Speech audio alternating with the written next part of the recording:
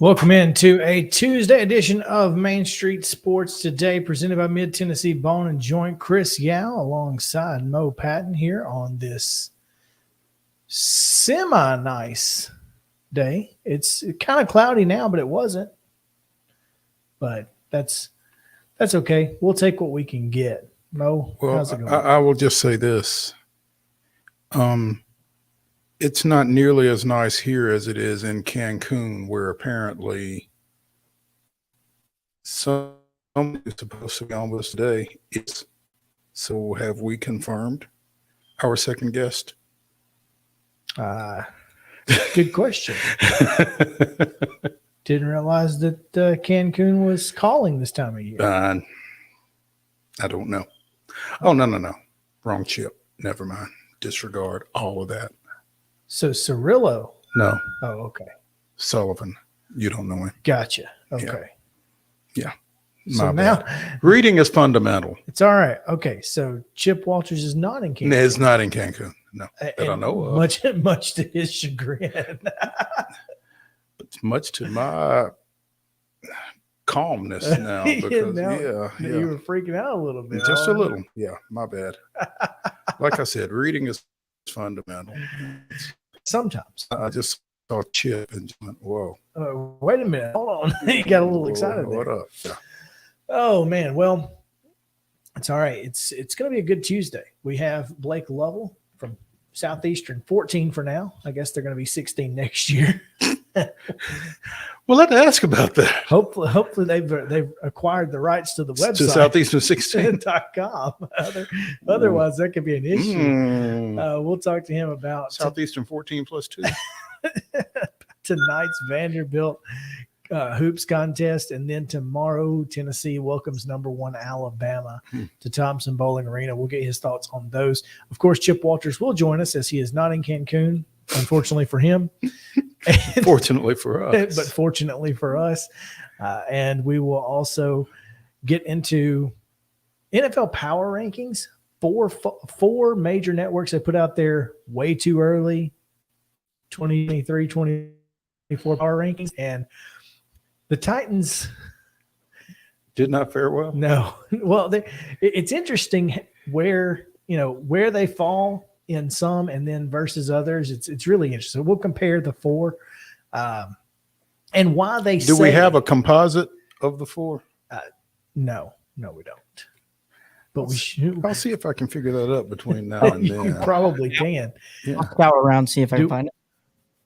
Oh, well, all the links are in the run of show, Justin, if you want to check that out. You can. He's like, yes, that helps me quite a bit. We'll also talk about some coaching changes.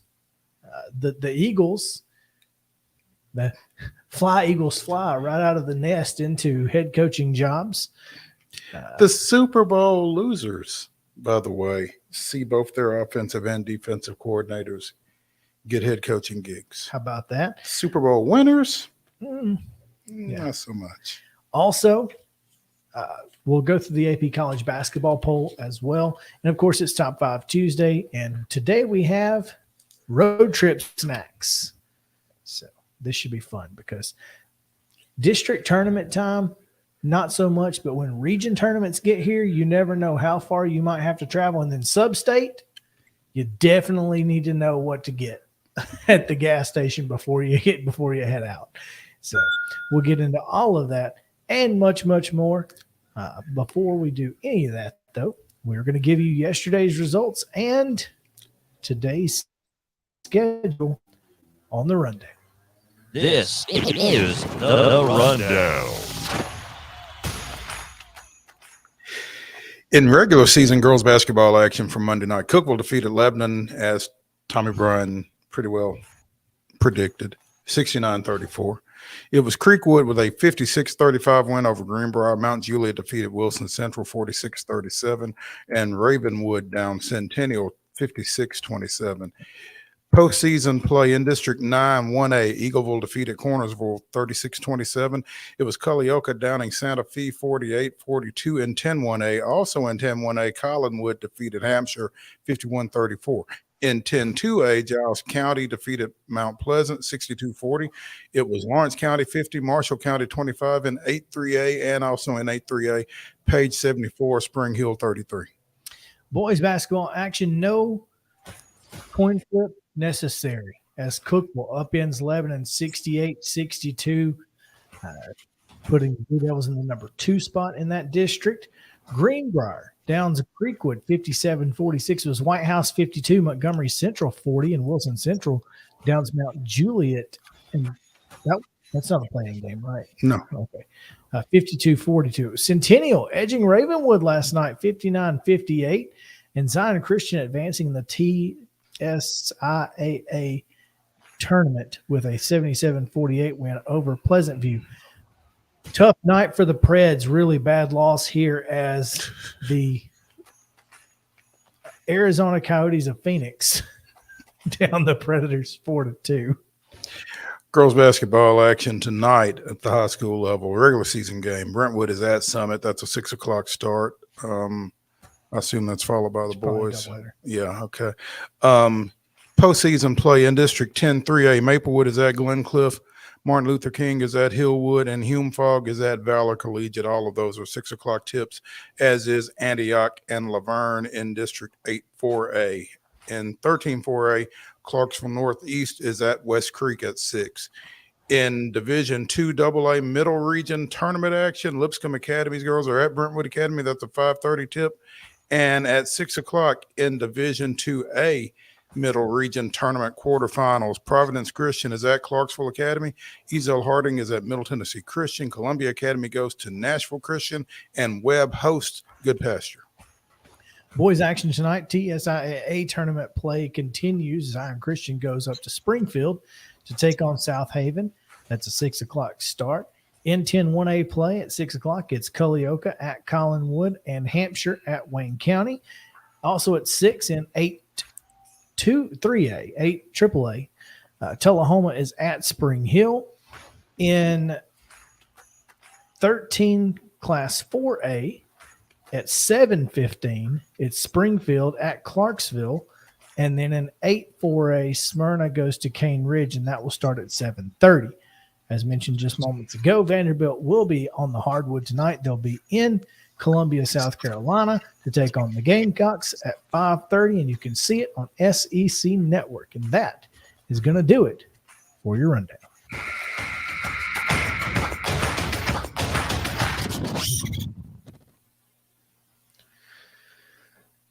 Top story today. We'll start. Stories, plural. Yes. Okay. we'll start with some somber news that came down Sunday as longtime Tennessee athletics staple Gus Manning died again at his home in Knoxville on Sunday. Gus was 99, World War II vet. Yeah, I kind of feel like Gus was the original VFL, and he was the last living tie to General Neyland.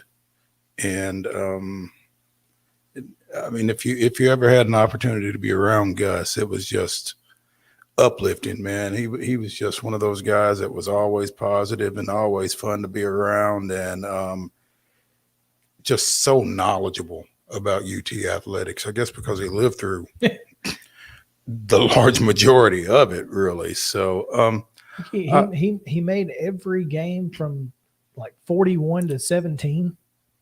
Yeah, that's insane. Retired in 2000 after holding a variety of roles from business manager to senior associate AD. Worked with 8 athletic directors and 11 football coaches, and still had an office in Thompson Bowling up until 2017, when he eventually was moved into assisted living.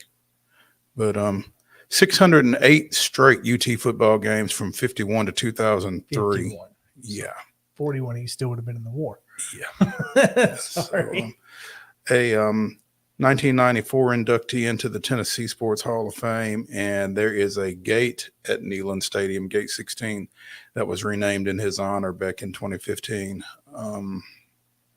He was one of a kind, and he will certainly be missed. No question there. Again, Gus Manning, 99 years old. Heck of a run. So, speaking of Hall of Fames. Halls of Fame. Yeah, sorry. Halls of Fame. You did correct me on that last week. Speaking of, the TSSAA will induct 9 into its next class as 1 administrator, 4 coaches, 3 officials, and 1 contributor make up the class. And one of those 9 has local ties. Hickman County graduate and Loretto athletics director Brian True is among the inductees. Man, they just let anybody in these things. Clearly. Yeah. We love you, Brian. Began his teaching career at his alma mater in Hickman County, where was a 2-sport standout. He actually kicked in the Tennessee-Kentucky All-Star game his senior year before going to Lipscomb, I think. So that was his final football game. But taught and coached at E.O. Kaufman down in Lawrenceburg. Later spent time as an administrator at Summertown, which I don't understand how you work at Summertown and Loretto. But he was at Lewis County in between, so I guess there was a little bit of a buffer there. Yeah. I hope it when he made kicks that the announcer said "true is true" from 35 out. They just said it's true and left it at that. I just left it at that. Yeah. You're working at Summertown and Loretto while living in Lawrenceburg has to be a unique scenario for most folks. No doubt. He is also a member of the TSSAA Board of Control, and congrats to Brian. Seriously, I like to give him a hard time because we're kind of contemporaries. We were in high school around the same time, and great dude. Yeah, he's a good dude. I wouldn't want anybody to tell him that, but also longtime South Pittsburgh football coach Vic Grotter. That's almost a no-brainer if he's eligible. Right.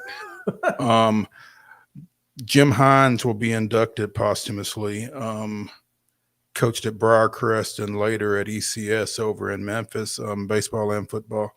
Former Knoxville Webb football coach Dave Meske. I think it's Meske. I believe it's Meske. Former Memphis track and field coach Danny Joe Young. Longtime official Marty Clements worked out of the Real Foot Association. So Jackson. Okay, thank you. That's at the top. No, that's okay. Longtime official Dale Ford, who has officiated football, basketball, and baseball, and you may also recognize that name from Major League Baseball, where he umpired for 27 years, umpired a couple of World Series and 2 All-Star games. That seems good. Yeah, I would say that's pretty good. Knoxville-based track and field official Donnie Graham and former Livingston Academy baseball coach Pat Swallows, who is now, I guess, the executive director, maybe, of the Tennessee Baseball Coaches Association. I'm not sure. He's been assistant director since 2012, overseeing hospitality, which is the most important thing. He's been assistant director of TACA, Tennessee Athletic Coaches Association. Oh, okay. And he was executive director of the TBCA? Mm-hmm. I don't know if he still is. Instrumental in the establishment thereof. So, well, that's, yeah. But yeah. Listen, like Pat's the guy you need to know, though, if you want to eat at an event. Yeah. Had a long, it says long and successful career, and he was baseball coach at Livingston Academy when they were doing really well up there. His son, Grant, is director of schools in either White or Warren County. I'm not sure which, but he played quarterback and shortstop at Livingston, and I think he played in the state championship. Might have won a state football championship at Livingston back in the mid-90s. But congratulations to those individuals. They will be inducted into the TSSAA Hall of Fame during a luncheon on Saturday, April 15th, that I will not be in attendance for. I've got a previous engagement that I'll be wrapping up on April 15th. Yeah. Your cruise? Yeah. So yeah, Mo's just gonna take off on us as he likes to do. Hey. Maybe go to Cancun. No, but San Juan. Oh, Puerto Rico. Yeah. Too bad Phoenix not there. Finally, before we get out of here, Mo, some more sad news coming from Giles County as Tennessee's been a rough time in Giles County the last few days. It's been a roller coaster. I mean, literal roller coaster. The Pulaski Citizen announced about a week ago, a week from yesterday. Right. They announced that their last paper would be tomorrow. Mm-hmm. And then, not so fast, my friend, as Lee Corso would say, Main Street Media swoops in to save the day. And so the Pulaski Citizen will live on under Main Street Media's umbrella. So we welcome our friends from the Pulaski and Giles County areas. Looking forward to working with the folks down there. The UT Southern women's program, I believe, won their conference tournament, bowling tournament in NAIA play this past year. No, it was the men's. It was the men's team. The men's team won the conference this year, and then yesterday learned that bowling programs at UT Southern will be discontinued. Brandy Paul, who is, assume, athletics director.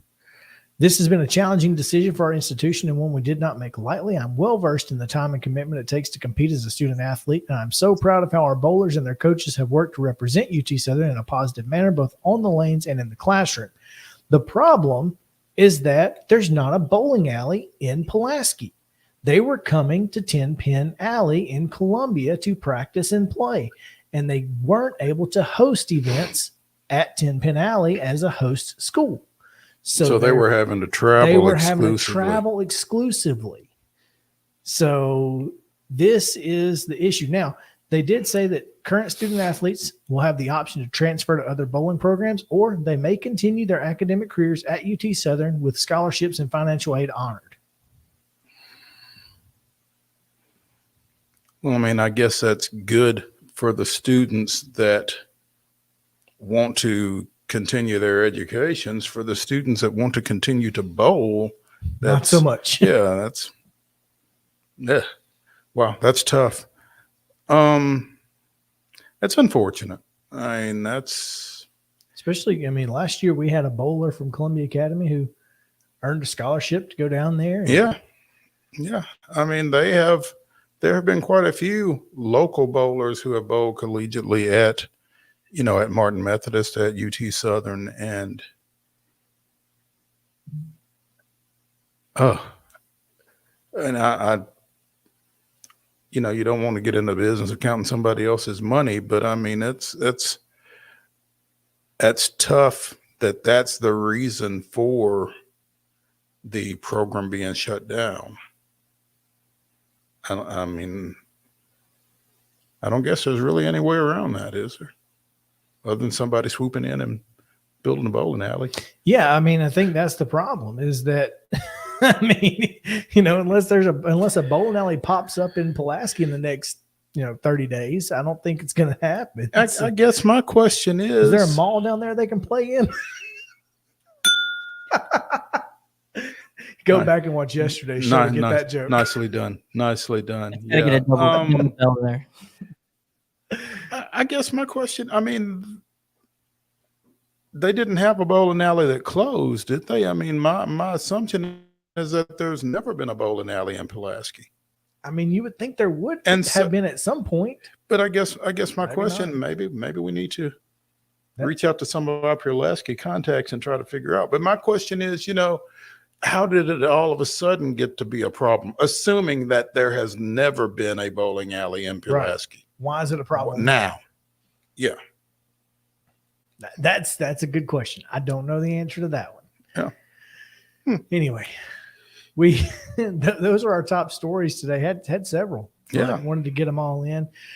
Again, we will talk college hoops here in just a moment as Southeastern 14's Blake Lovell will join us in just a few minutes here. So stick around on Main Street Sports Day, presented by Mid-Tennessee Bone and Joint. We'll be right back after this.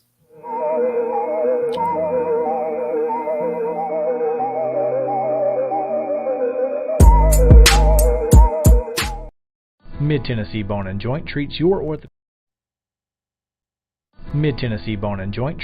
orthopedic injuries and existing conditions. Our trained physicians will get you back in the game faster.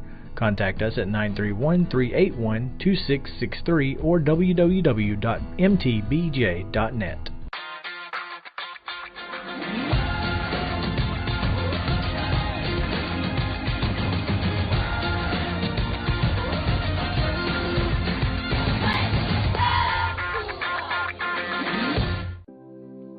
Custom Stone Handler supplies over 600 distributors and suppliers with quality stone products. Along with River Stone, we produce and distribute over 100 building, landscape, and other bulk products. Our goal is to provide quality products, service, and partnerships to ensure our customers' success. We firmly believe that the measure of any person or company is how they treat other people and customers. Give them a call at 931-490-4990 or visit CustomStonehandlers.com.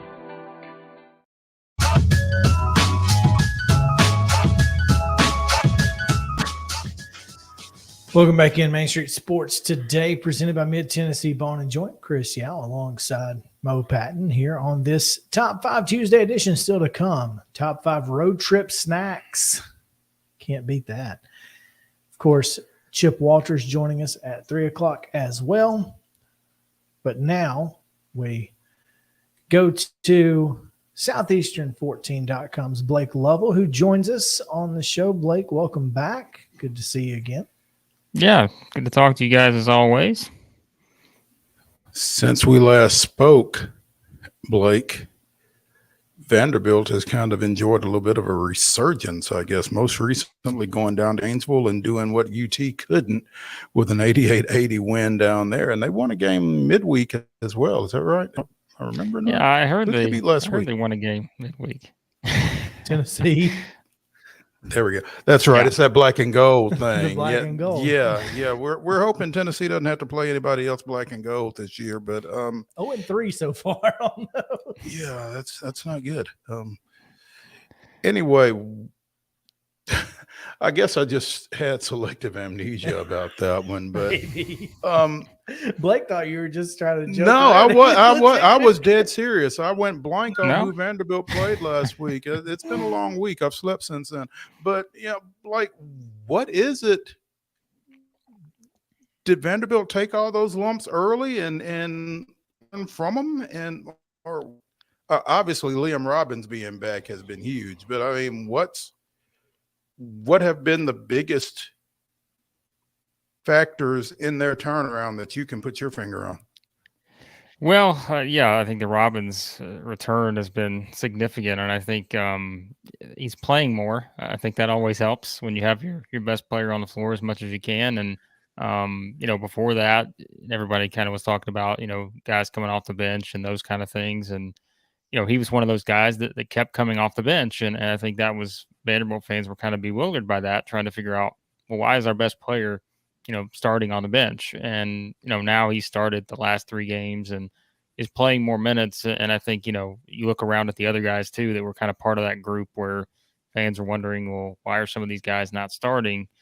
And now you're kind of seeing, I think, what they can accomplish just when he's at his best. And it does take other guys around him, whether it's a Trey Thomas stepping up the way that he did at Florida and hitting 4 threes, I think. Obviously, Jordan Wright's there. Lawrence has been someone that certainly, of course, has hit big shots for him. So I think it's just a combination of things. And the remarkable part of this is, they're on a 3-game winning streak right now. And that's the first time that's happened since 2017. But it comes on the heels of one of the worst losses in the history of the SEC, a 57-point loss at Alabama. So isn't that just, how do you make sense of any of that, right? Right. That just seems to be the SEC this season. So It really does. I mean, that seems to be the only way you can explain it. It's just the SEC because, I mean, again, Tennessee loses on a 3-point shot at the buzzer by Lawrence against Vanderbilt, and then they lose on a 3-point shot at the buzzer at home against Missouri. And Tennessee is offensively challenged at times, but Tennessee is not bad. I mean, they played well offensively both of those games.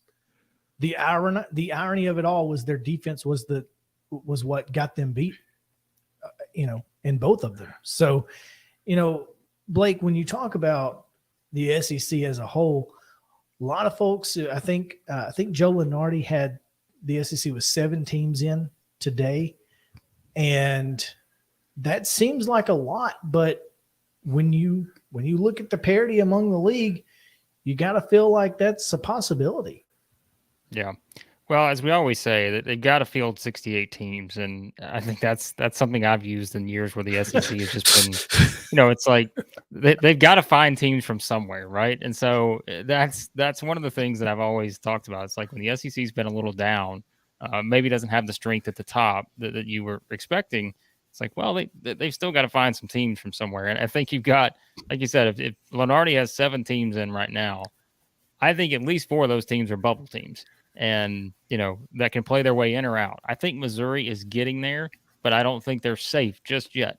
But everybody else, Auburn, Mississippi State, Kentucky, who else? I'm forgetting A&M. Like, I think A&M's, they're not there yet, but like they're 10-2 in the SEC. If they win 13 conference games, you can't keep them out. But like Alabama, Tennessee, locks. Missouri, close. If Missouri wins at Auburn tonight, they're a lock.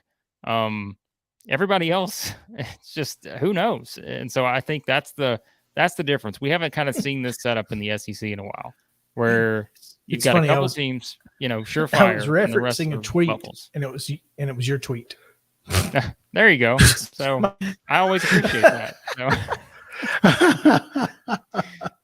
I was like, "Where's the tweet that I just saw that. to talk about this?" And it was from you. So that's perfect. See, I set you right up to put your tweet out there. So there's nothing wrong with that. I will take any of that I can get. So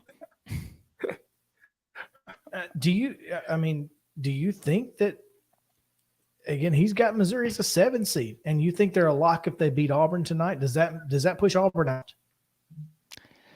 Well, I think, because here's what that does for Missouri, guys. Like, it gives Missouri another quad one win, right? Because it would be on the road. I'm trying to think where Auburn's at. Yeah, they would have to be in that range, and it's on the road. So Missouri's got a lot of those now. The Tennessee one kind of catapulted them up a couple seed lines.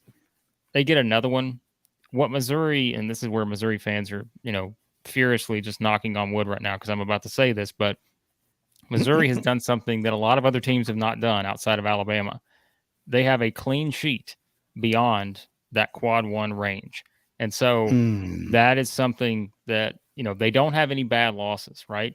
And that is where I think Missouri is benefiting the most. Whereas you have teams elsewhere on the bubble that we just talked about that have bad losses. And that's the problem, I think, for them. Auburn could get tricky. If Auburn loses this game, Bruce Pearl called it the biggest game of the season for them. I completely agree. Because if they lose this one, they are, I think, last four in territory at this point, and I don't know what happens from there. So, how many of these SEC teams do you think, based on what you've seen, and because college this year has absolutely not, Kentucky the first out. How many of them in a normal year? Boy, that's a good question. See, that's tough, right? It is a tough one. Like I so like what you're saying then is like, what you're saying is there aren't 68 teams that deserve to be in the 68 team tournament. But now we want 96 teams. Well, as I say, if you want 96, that's where we have to start. Think about what that bracketology is going to be like when we're talking about, like, Georgia and those kind of teams that are 5-7 in the league, 15-10, don't have many quality wins outside of, Georgia's one of those teams that the bulk of their wins are like quad four. I think they've got like 10 quad four wins of their 15 wins this season. But like, that's the conversation you're going to start having once we get to 96. So I don't know, guys. Like that is a tough question. Like, because this has been one of the weirdest years in SEC basketball I can remember in recent memory.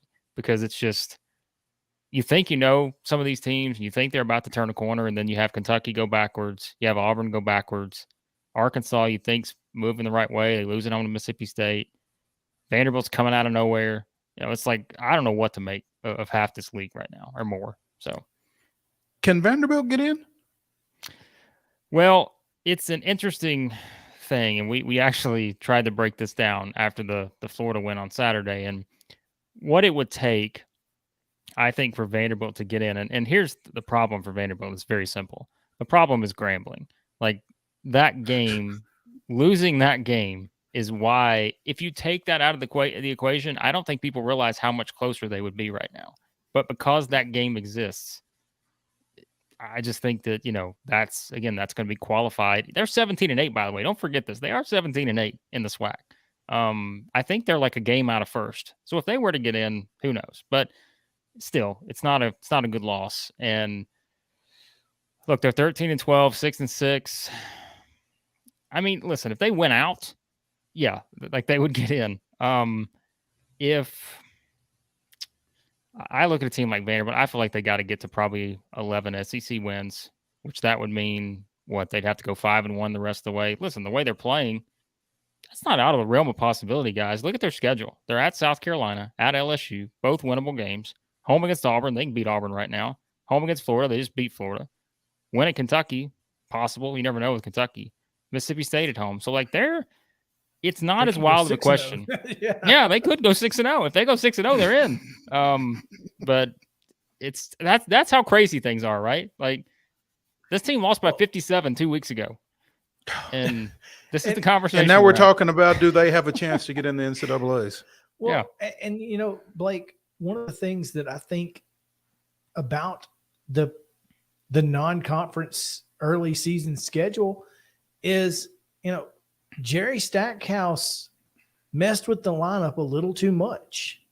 And I think that he may look back at the end of this year and go, I probably can't do that again. Yeah. Well, and I think that's kind of where they are now with the Robbins thing. It's just, I feel like it was a little curious just how they approached it. And again, they had their reasons. And I think one of them was just talking about how they see the game better to start from the bench. And hey, to each his own on that philosophy. And maybe that's the case. But I think that, you're always going to look at it in terms of this was always going to be a roster. I think that you were going to need several kind of breakout type guys for them for this to be a successful team. And again, I think Lawrence has been one of those guys. You look at just kind of the season he's had most recently. Again, the big shots he's hit, he's really helped them scoring wise. And yeah, it's not funny, but like you look at their non-conference, right? It's like, well, they lost the game to Southern Miss. We're all thinking, oh my gosh, one of the worst losses in program history. Well, Southern Miss is 23-4. And, so that one doesn't look bad. It's just kind of one of those weird things that you look at, and that's just how a season goes sometimes. But yeah, some of those close losses in non-conference play. I think they had, what was it, guys? I think they had like 3 or 4 losses by like 5 points or less. Those are the ones that come back and kind of haunt you this time of year when you're starting to play better and trying to make a tournament push. Blake Lovell of Southeastern14.com joining us here on Main Street Sports today, presented by Mid-Tennessee Bone and Joint. And Blake, before we go any further, Chris and I were asking earlier, do you all have Southeastern16.com as well? Yes, we do. We made this and I would like to somebody tell Chris Lee that I would like to say that Justin, can you hear us? Yes, sorry. I was no one. You talking to me? Well, I can hear you. Yes. Okay, he says we do. Yeah, I can hear you guys. Roll call. You may do. Can you hear us, Chris? Yes. And Mo? No, Chris, Mo.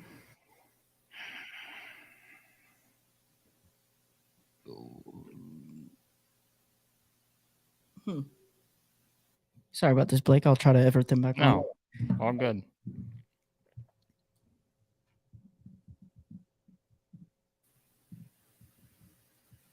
Okay. So we didn't hear anything you just said, but we did hear other than we do. So we do. There's that. That's it. But that's good. We'll take that. We got the answer we needed. All of the other stuff. Hey, I hope everybody else enjoyed that. Whatever you said. But. Yeah, because we're not going to make you repeat it. But the answer to our question was answered.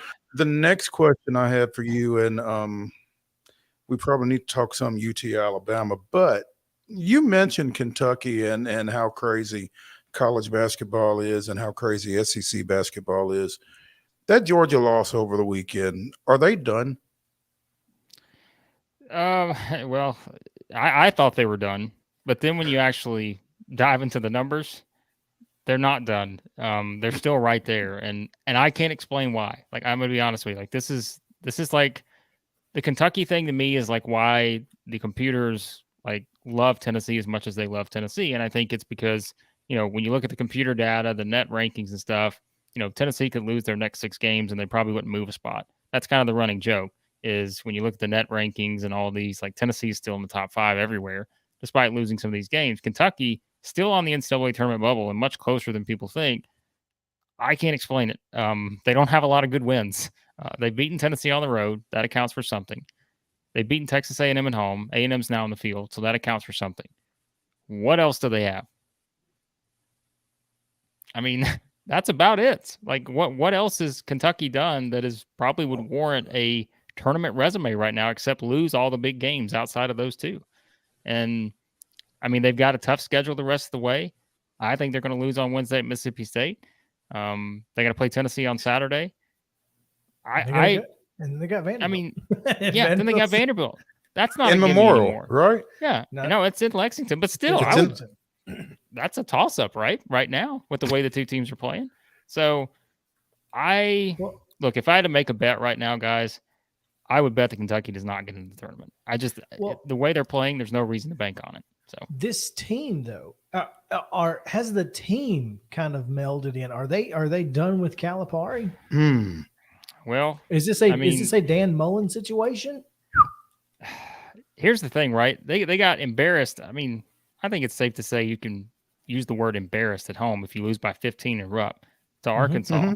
The way that game played out, I thought it was not, I think it borderline embarrassing, like for Kentucky. And then it's like, well, how do you respond mentally to that? What's your mindset?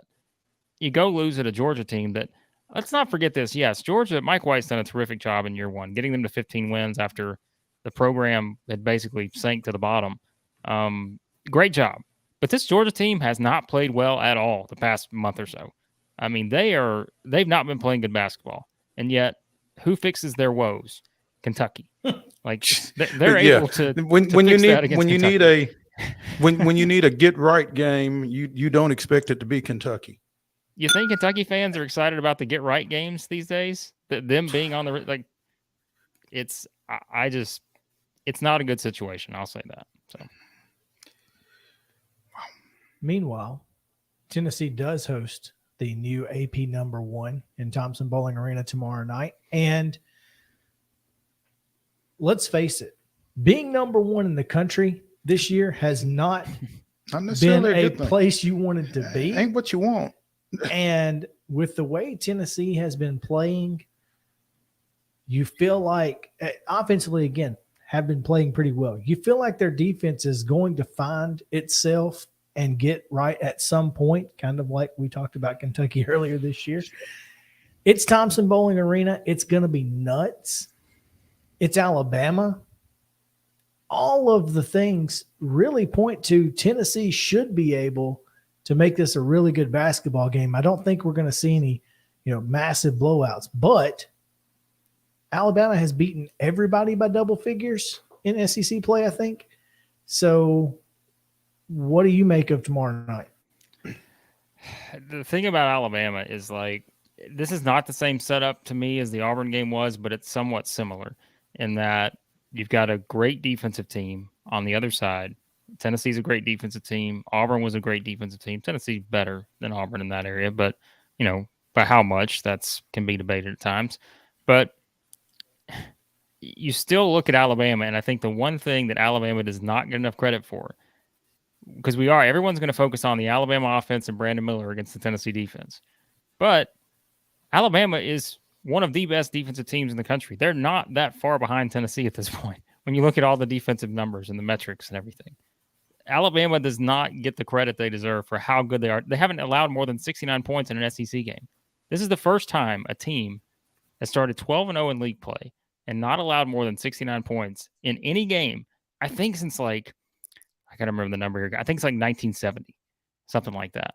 I mean, this is a team that is for the history books through 12 games.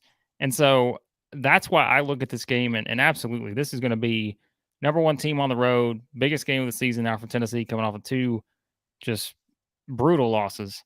And it's how you respond.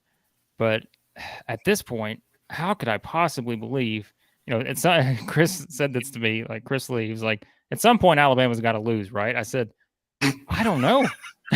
I don't know if they do have to lose. Based on what? Yeah, that's exactly what I asked him. I was like, based on what? I don't know if they have to lose, Chris. I really don't. They're that good. So yeah. Who's the last SEC team to go undefeated? That would have had to have been the Kentucky team, right? Was that 14 or 15? You would think. Yeah. I'm pretty sure that would have had to be the Kentucky team. I don't think anyone's done it since. I may be wrong on that, but yeah. And look, this is where that talk, if Alabama wins this game, that talk's going to heat up because the rest of their schedule, by no means easy, but there's a path there if they win this game. So, we were talking just before the SEC Big 12 Challenge about how this game could have been 1 versus 2 going in, and then Tennessee beats Texas and Alabama beats Oklahoma, and you thought, well, there went the shot at 1-2. Alabama loses Oklahoma. I'm sorry, Alabama loses. Tennessee beats Texas. You thought, well, they're 1 versus 2 because Alabama's not ever going to get up there now. After this loss, Alabama held up its end of the bargain, and Tennessee has fallen flat on its face over the last 2 weeks. So it is interesting, and that just goes to show the ridiculousness that has been one college athletics this year, outside of Georgia going post to wire, and being one of the top teams in the country all year long in football. Everything else has just been absolutely bonkers. So let's keep it going. That's all. Says Captain Chaos. Yes. Hey, I'm all in. I'm all in. Blake, we appreciate you taking some time with us today, man. Again, for those of you out there, if you want to keep up with some college hoops talk, follow at the Blake Lovell. He does have great tweets, I know, because I reference them on this show all the time, including to him and not even realizing it. But we appreciate you, man, as always. Thank you. Thanks, guys. All right. We're going to take a quick break here. When we come back, AP poll, we'll go through it. We'll go through that briefly. And then the NFL power rankings. Where do the Titans end up in 4 of the major networks power rankings? We'll tell you right after this on Main Street Sports Today, presented by Mid-Tennessee Bone and Joint.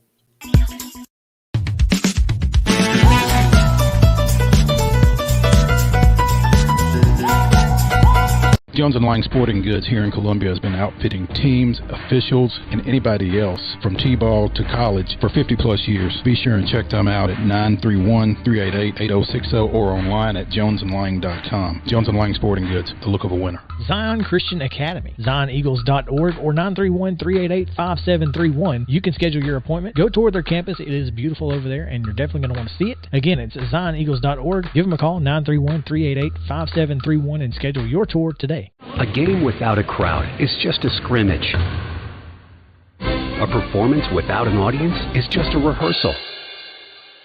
Without your presence, high school sports and the performing arts aren't possible. Ensure that these essential extracurricular activities continue to enrich the lives of students in Tennessee. Purchase a ticket to your local high school's game or performance. This message presented by the TSSAA.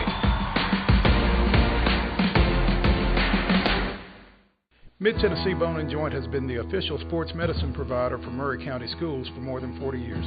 We specialize in orthopedic service, and our Ortho Quick Walk-In Clinic lets you bypass the ER.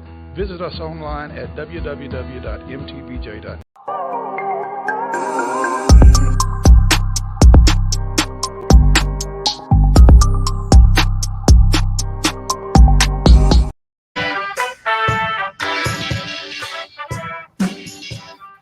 Welcome back in Main Street Sports Today, presented by Mid-Tennessee Bone and Joint. Still to come later in the show is Chip Walters.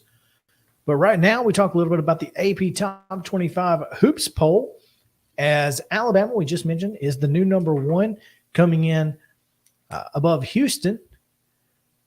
And they have a win against Houston, so I guess that makes sense. At Houston.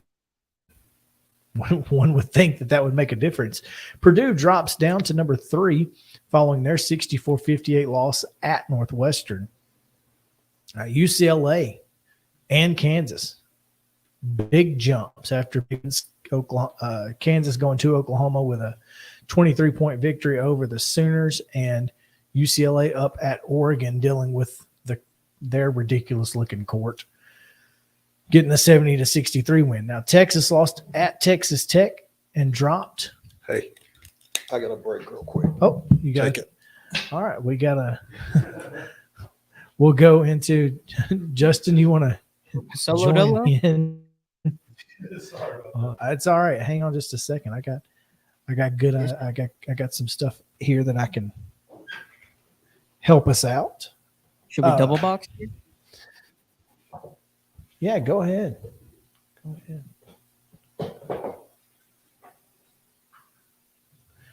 Look at you. Speaking of Tennessee, Tennessee is at in the 10 hole. Still top 10. How about that? I know, man. I know it's great. I think anything to do with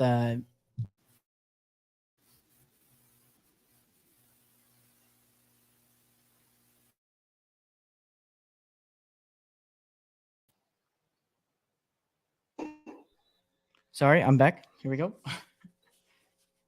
Can you hear me? Check one. I can hear you.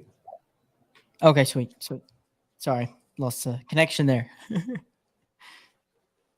I can hear you as well. Yeah, the internet's still giving us some trouble, at least a little bit. What's a little internet It's without not a trouble, great look. folks? I thought it Am I was gonna right? be- Yeah. Arizona drops down to 8th after losing to Stanford 88-79. Tennessee again lost this week and drops 4 spots to number 10. Gonzaga back up to 13. Indiana, as well as Miami, with big jumps after wins at Michigan for the Hoosiers and at North Carolina for Miami. North Carolina not as big of a win as you'd think. Butler with the big win over Xavier. And so the Musketeers drop 3 spots as well.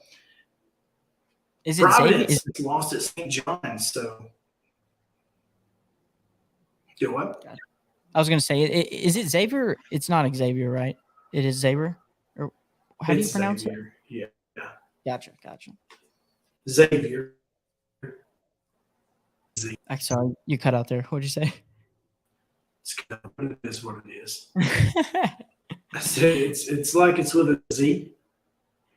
Got like Xavier. I actually have a Xavier. buddy named Millen Xavier. His last name is Xavier. So I'll remember that. Conference USA, we'll talk about it here in just a second. Florida Atlantic. They are still in the top 25. They don't. They stick around at number 25 with a win over La Tech, 90-85 in Boca. Receiving votes. How about Oral Roberts getting 9 votes? Missouri just missing the top 25, so I guess that makes you feel better if you're a Tennessee fan. It was interesting, listening to Blake about Tennessee's end regardless, even with, like you said, the black and gold losses to The Colorado loss hurts a lot, but I don't think it can overshadow a neutral court win over Kansas. I think that kind of buys you a lot of grace. Well, thank goodness. They're definitely needed. So, anyway, so the AP interesting this week as Alabama and Tennessee again, the only 2 SEC teams in the top 25. Though Missouri did just miss by 3 points, beating out Florida Atlantic. And I have to think that if Missouri and Florida Atlantic played tomorrow, that Missouri would probably win that game. Missouri's offense is like one of the best in the country. Yeah, Dennis Gates has done a great job over there in a short period of time. Their defense, however, is ranked like 286th in the country. No wonder Tennessee's offense looked good against them. So anyway, wanted to get into a little NFL news. First, the Colts have hired their guy. And is the first of the 2 Eagles coordinators. Offensive coordinator Shane Steichen. I guess it's Steichen. Steichen. Yeah, Shane. I kind of puzzled with that myself. I before E except after C, except here apparently. So I guess it could be Steichen. Staken. I don't know. Staken. No, it's Staken Check. Shane Steichen tabbed with the new Eagles coach, and honestly, I wonder what that does to their draft process. To Phillies or Indies? To Indies. Well, I mean, he's a quarterback coach, right? Well, yeah. Allegedly, he seems to be pretty good at it. But does this mean they have to kind of go out and get a Jalen Hurts type dual threat guy? I don't know if it necessarily has to be a Jalen Hurts dual threat guy, but certainly they're going to go get a quarterback. Maybe where are they picking again? Are they 4? Okay, so you think C.J. Stroud's not going to be there? Bryce Young nor Stroud will be stay at 4. So it's Levis or Richardson. Levis will be. It's Levis or Richardson. Again, which I'm all for. Yeah. Never interrupt your enemy in the middle of making a mistake. Take Will Levis, please. Now, if they trade up to get Bryce Young or C.J. Stroud, but I think it would be Young, and then you get a little more uncomfortable. So. Yeah, I said I want to have to play against Bryce Young 2 times a year. I don't think Will Levis, from what we've seen, He does. perish. But I think of those 4 quarterbacks, he's definitely runner of the 4. Levis? Yeah. Better than Richardson? Yeah. Think. We've had more practice. Well, I mean, he was a dual threat guy out of high school. He was one of the top dual threat quarterbacks in the country, and he does give you that ability. Now, I think that he would certainly be a project, but I think Jalen Hurts was somewhat of a project as well when he came into the league, and clearly he's improved. I know that I would put Jalen Hurts and Will Levis on the same level coming in. Yeah, I mean, well, Jalen was a Heisman finalist his senior year coming out of Oklahoma. Now, again, that's Oklahoma. I don't know. I mean, I think Will Levis probably has as much arm ability as Jalen has, and they're probably semi-close in the running category. But I just don't see. I think Will Levis is their guy. Is what I'm saying. I think Will Levis seems to be their guy, regardless of who the coach is. But it just seems to me that some ability to take care of the ball should mean something. And I mean, if you've not shown that ability in college, I don't know. This is carelessness with the ball. I mean, you ask most coaches and they will tell you the best play on offense is a play that has you in possession of the ball at the end of it.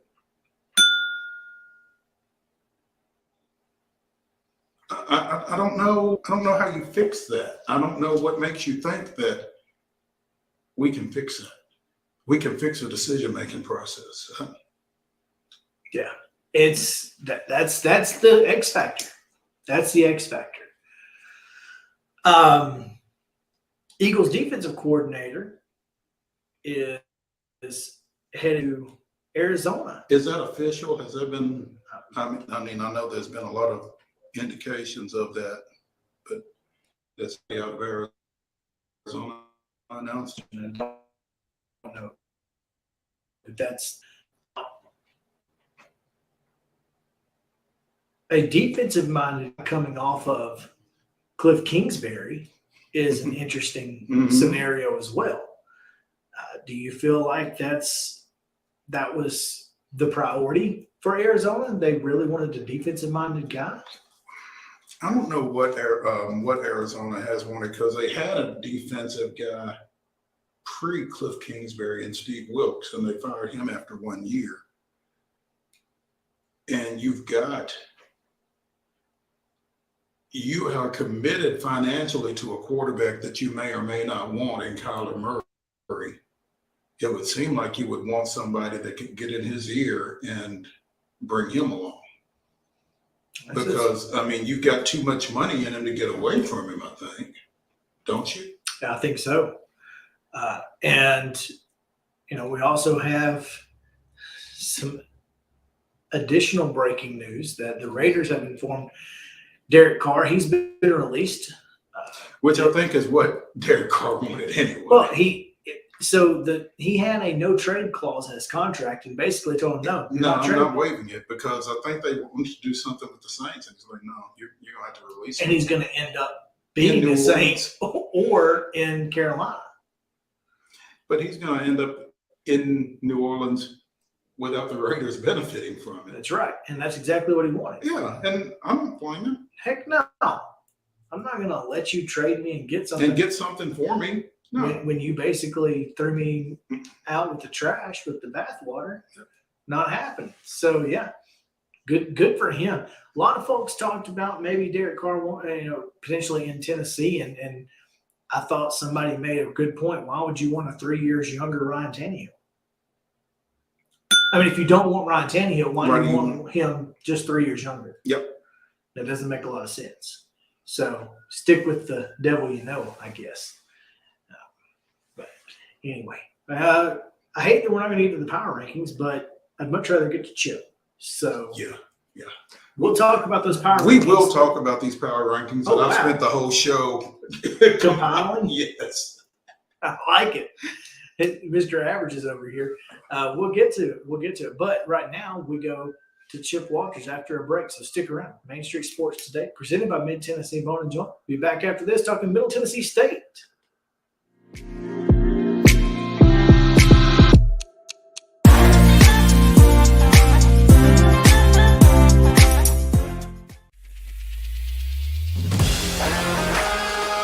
Was it a force? This is Chris Yow with Main Street Sports Today. Every show, Mo Patton and I welcome friends from all across the sports landscape, from high school coaches and reporters to national, college, and pro sports personalities. You never know who might stop by for a chat.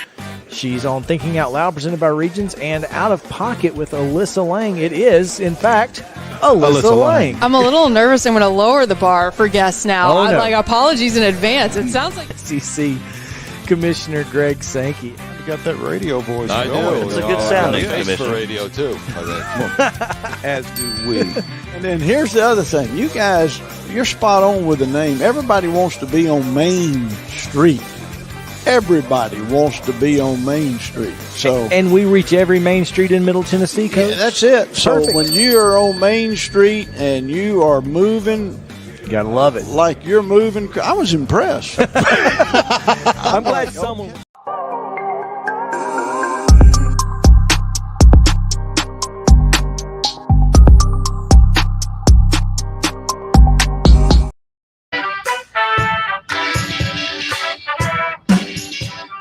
Welcome back in Main Street Sports Today, presented by Mid Tennessee Bone and Joint. It's Tuesday.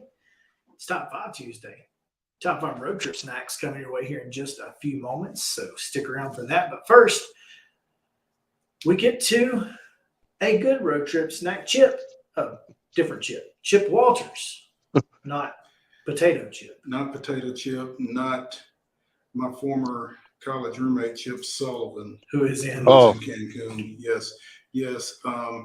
Chip, I was looking at Facebook as we were coming on, and there's pictures of Chip in Cancun, and I'm like, we can confirm him. So that's good. Sorry. So Chip Sullivan, I'm not even sure I realized that Chip Sullivan was your college roommate. It was only 1 year. It was short. I'm not sure. I realized you knew Chip Sullivan. Yeah. Chip and I were together for a year. He's a good dude. He's a good dude. It was an experience.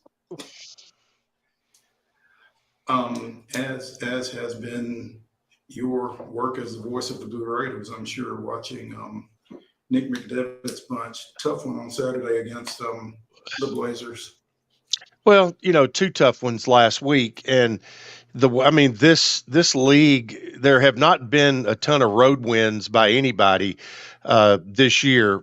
FAU has had the most of anyone, and also Rice, for some reason, Rice has won road games, but they've lost home games. So it's that they've been kind of the bizarro world team of the league, but it's been an extremely tough year for winning on the road, but Nick McDevitt, after the game at UAB, came on the air and was as mad as I've ever seen and heard him on a post-game show, and basically called out his team that you don't go and give up 89 and 92 in back-to-back games. He goes, at some point, you've got to decide to not let the guy in front of you score. Take that upon yourself and play from there. Yeah, you scored 89 at Western, or 80, whatever it was, but not enough to win because you didn't, you got yourself in a 16-point hole, and then come out at UAB, and knowing that UAB was coming off a double overtime loss at North Texas and had all kinds of chances to win it, that they were going to be ill, and that they were going to try to give you a haymaker early, and you let them do it. And they took a 25-point lead at halftime, and they're too good and too talented to get in that sort of deep a hole. You've got to be in a position to where you can swap baskets with them, heading into the final 5 minutes to make a move. But, to me, we'll see FAU for the second time here on Thursday night. But, to me, the most dangerous team in the league when they're right is UAB. Well, yeah, I mean, when Jelly Walker's available, it's a problem, and he's kind of slowly made his way back into that lineup. They beat FAU at home too, so losing at Bartow, not exactly a tough stretch there. I mean, it's not going to hurt your feelings too much. Well, I mean, it shouldn't hurt you consider yourself to one of teams in the conference, and those are games you've got to go and win. Yeah, and I mean, UAB has done a good job scheduling. The game against Middle Saturday afternoon was their 16th home game, and they're 15-1 at home. What I can't figure out is how have they lost 7 games on the road, and we saw them at Middle in overtime and a shot in the air that came a tenth of a second after the clock went off that gave Middle a victory in that one. But UAB with Trey Jemison, he's as good a big man as you will see in the entire Southeast. And I'm not talking about just Conference USA. He is a load and very, very talented. And so they're just good. And Jelly Walker, he was somewhat quiet, and then came back and hit 3 threes in the last 5 minutes, and all of a sudden went from having a rather pedestrian 15, 16-point day to 25. But Ty Leonard, who averages 6 a game, had the game. He had 22 that day. And I hear they're coming for you. So hopefully it's not our building. Columbia's finest coming through. Now, sorry. No, go ahead. Well, here's the thing. Despite losing 2 games in the week, yeah, no movement in the tournament, still sitting in the 4-hole, and you get right to start acting into today. So work too, but you feel comfortable that you got a shot here. That's right. You need to take care of some business. You've got 2 home games left, and that's this weekend. You've got FAU and then FIU, who's a really dangerous ball club. But you're right. You're a half game ahead of Rice, but basically a game and a half because you did sweep Rice, and you've got that in hand. And then you've got 3 home games. You've got the 2 this week, and then you've got Louisiana Tech, who you beat on the road, surprisingly easy back in January. So the other good part about this 2-week stretch being at home is only having 1 game next week. You're going to get some pretty valuable rest before heading into the Tech game, and then having to make the trip to North Texas and also UTEP to end things up. But the key thing is you got to take care of business at home. Florida Atlantic's a key game. They're 14-1 and 24-2 overall, but they're not unbeatable as we've seen it with UAB. It will be a tall order, but it can be done. 6:00 game on Thursday, national television on CBS Sports Network. So it's a big one, and I think Nick McDevitt came out yesterday and got their attention. He said last night on his radio show that the first hour of yesterday's practice was all about defense and rebounding, and we didn't even talk about doing things offensively. And so I think the players should have gotten the message of that's what the priorities were. Sounds like a Pat Summit practice. Offense sells tickets, defense wins games, and rebounding wins championships. Wins championships, exactly. I've heard her say that before. But and then on the women's side, they went through this 2 weeks ago, when they went to Texas, came back after losing 2 there, bounced back with home wins against Western and UAB, and now find themselves with a 2-game lead that is actually 3 because they've swept Western.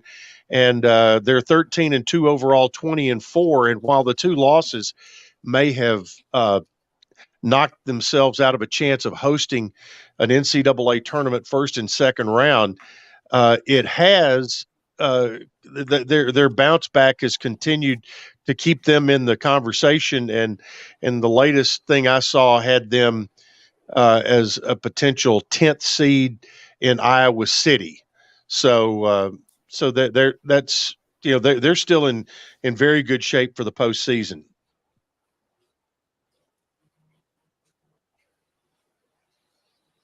What was the quote from Rick? They thought they killed us in Texas, but they just made us mad. They just woke us up. They just woke us up. That's it. Yeah. Yep. So, and I'll tell you who else is woken up is Savannah Wheeler. She had 37. I'm here. Yes, I am here. Are you hearing me? You were there the whole time. We are not. We're unfortunately the fire department was not coming to fix your internet. So no, you were. Yeah, I know you've been a little bit in and out, a little bit sketchy here, and not from a content standpoint, just from a technical standpoint. But they. Savannah Wheeler has gotten hot at the right time. She had 37 on Thursday night and came back with 20 plus against UAB. The transfer from Marshall, who led the conference in scoring a year ago, is right now she's kind of taken this team under her wing, and especially they won both games without Courtney Whitson last weekend because Courtney had an ankle injury or a lower leg injury. It appeared she was in a boot and for both games, but it appears that she will be back for Thursday's game at FAU because the ladies make the trip to Florida and will play FAU Thursday night, FIU Saturday afternoon. Are those the first 2 games she's missed in her Lady Raider career? I don't have her career stats in front of me, but if I was going to guess, I would say yes. And not only does she not miss many games, she doesn't miss many minutes. She leads that team in minutes played, minutes per game, and so it killed her to not have to not be able to play. But she was the guest on Rick's radio show last night. She was one of 2 guests. She and Anastasia Boldreva were there, and she was sans boot and was walking around pretty good.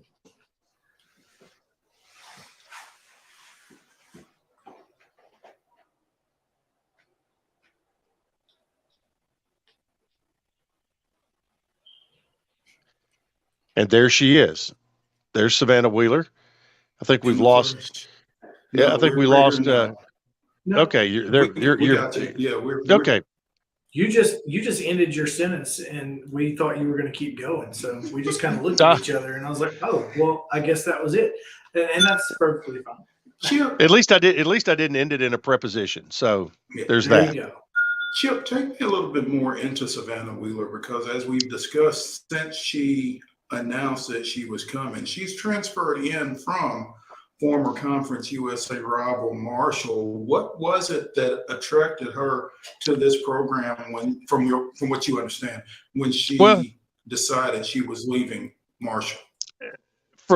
Just from my understanding, she saw a program that was a consistent high-level winner that played a great non-conference schedule and has seen the likes of, because Middle wins championships, whether it's regular season, tournament, or both. They get into the postseason year after year, and it puts her on a bigger stage than what was available at Marshall. And also, you look around and you see folks like Alicia Clark, who's come through this program, who's now a member of the Las Vegas Aces, and having all kinds of success in the WNBA, and knows that is a path that can be followed when you play at Middle.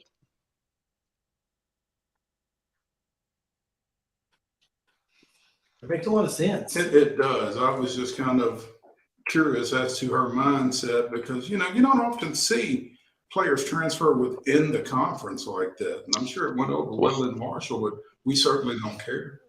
Well, and that's right. Well, and I don't know if it made it any easier knowing that Marshall was going to be leaving the league and going to the Sun Belt, but whatever the case may be, but I think her decision was made and announced probably before Marshall announced that they were actually leaving. So that was, I think there can be some rough moments when you do that, but in her case, there was not a bother. There was confidence in her decision, and here she is, and she's been a great teammate and a great addition to a team that's pretty talented. Chip Walters, the voice of the Blue Raiders, joining us here on Main Street Sports today, presented by Mid-Tennessee Bone and Joint. Chip, Sunday was a speaking of next level Blue Raiders. And next level Blue Raiders, exactly. Had a couple on the big stage Sunday evening, Darius Harris and Reed Blankenship, and I saw a graphic after the game that Darius 3 multiple Super Bowl winners to come out of the MTSU football program. Is that right? There are two. Yes, Darius and Don Griffin and Darius Harris. That's correct. So it's two. There are two, yeah. And Don was the first, and I think Don didn't he have 3 or 4 from his days with the 49ers? But San Francisco, I don't have that graphic right in front of me, so I'm not sure. But yeah, that was. So Middle is DBU now, then, right? Well, it's kind of, sort of, but that picture that Justin just put up is one that, if you're Rick Stockstill and the social media staff for football, this is one that you make life size to put on a wall graphic. You put this one out with everything you send out to recruits that with your message that you can reach all your goals at Middle Tennessee, and hashtag Middle Made. Those two right there, Darius Harris on the left and Reed Blankenship on the right. Two terrific guys. They're great football players, better guys, and so good that they found each other after the game because, as you can see, the confetti is on the turf, and Darius knows that he's just made about $162,000, and Reed just made about 85 right there for one night's work. That'll do it. If you are an MTSU, football staffer, like you said, or an MTSU fan, it doesn't get a whole lot better than that right there. No, does not. And I think Fox Sports put out a graphic of it had the school logos of every school that had a player on the Chiefs roster, and it's kind of nice to be included with a pretty good group of schools there. Yeah, and really interesting when you look at the totality of, Middle Tennessee State was going to have a Super Bowl winner no matter what. That's just crazy that MTSU had guys playing for both teams that won their conference championships and played for a Super Bowl. That's next level, man. Well, what was it going into the playoffs? Did we have 5 guys or 6 guys that were in the playoffs? So it was at least 5. I think it was 6. Yeah, but I think you're right. I think it was 6 that were on NFL, that were on playoff team rosters. So that's a pretty good, nice little thing to have in your portfolio when you go out and recruit, for sure. No doubt. Hey, can we talk? Hey, Chip. Exactly. I was going to already underway, and didn't mean to cut you off there. But softball went west to California last week, lost the opening game to Cal Riverside, but came back and won 4 straight, beat Montana twice, Fresno State, and beat Riverside once. And so they're 4-1, getting ready to go to Fort Myers this weekend. And down there, they will be playing Florida Gulf Coast, Boston College, and Lipscomb.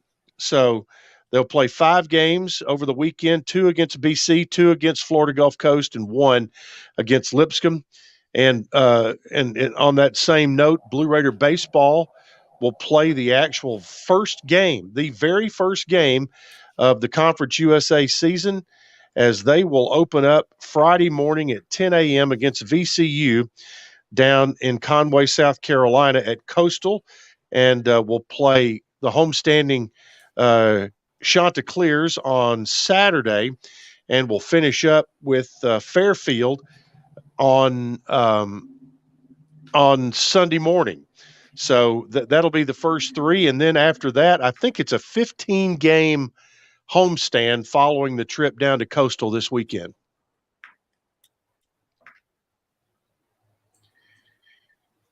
Obviously, Chip, we were having issues there, as we have been for most of this segment. But did you mention who the Friday starter is against VCU? I did not, but it is Jaden Ham. I found that out earlier. Okay. Jaden Ham will go Friday. Eric Swan will go on Saturday, and Toby Named Laterre is the starter on Sunday, also known as to be named later. So. And he gets traded a lot. He does get traded a lot. And also our pal Bob Jameson will be handling the call, which I think he can handle that quite well after his numerous years in the minor leagues and his stint with the California Angels. We're so fortunate to have a guy with big league experience coming out of the bullpen for us on the radio. He'll have the broadcast all weekend, and you can catch them all on the Varsity Network app.